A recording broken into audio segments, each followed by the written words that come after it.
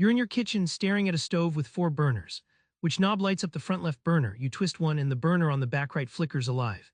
Confused, turns out it's not you. You're facing what Donald Norman calls the psychopathology of everyday things, design that silently betrays us, making simple tasks a puzzle. How do everyday objects trick our brains, and why does design fail us so often? Keep that question brewing. Let's dig into why those stove knobs baffle you. Design that hides its secrets creates silent frustration, even for the smartest users. Norman walks us through the infamous VCR, a 1980s villain in usability. Buttons labeled with cryptic symbols, blinking clocks that baffled even tech-savvy users. The problem? Designers made no effort to show users what the machine actually does. The VCR wasn't broken, it was designed as a puzzle wrapped in plastic. Imagine controls and functions like dance partners. When their movements sync naturally, the dance feels effortless. But when the left foot leads the right hand, chaos ensues. Norman calls this mapping, how controls relate visibly and intuitively to the things they affect. Poor mapping hides intent, asking you to memorize or guess rather than act.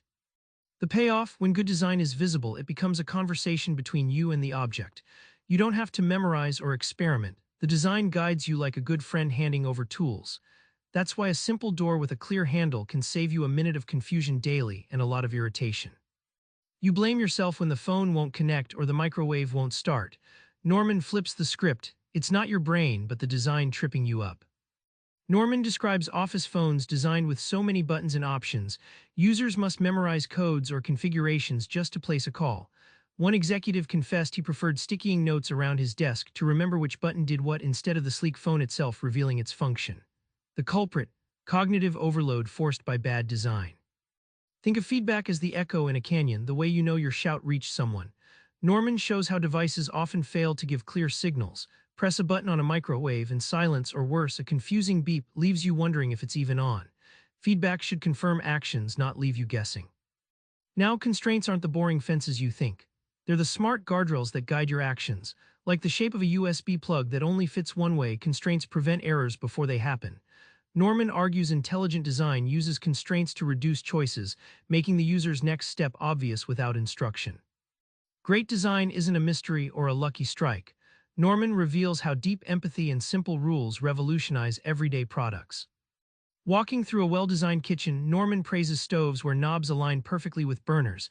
They're labeled, placed, and shaped to scream, "Pick me for this." No guesswork, no trial and error. Visibility means users find controls effortlessly, turning guesswork into certainty. He likens good design to natural language, the way words order thoughts. Controls should map onto functions with an effortless connection. Buttons controlling heat should possibly glow softly or raise tactile feedback, not sit silently ignored. These natural relationships reduce learning curves and frustration in ways you barely notice but always feel. Finally, Norman's thesis hits home: designers must genuinely care. The difference between a frustrating product and a beloved one is empathy baked in. Designers who obsess over user experience transform objects from obstacles to delights. That passion, you can feel it every time you use a beautifully designed door or gadget without thinking twice. Back at your stove, the mystery clears. This isn't your fault. Design ignored the needs of your brain. Now, armed with Norman's insights, you can spot bad design miles away and appreciate the genius in stuff that just works. Try this. Next time you struggle with a gadget, ask yourself what the design is really saying, then imagine a better version. Your everyday frustration just might spark the next smart idea. Subscribe for more book summaries like this one.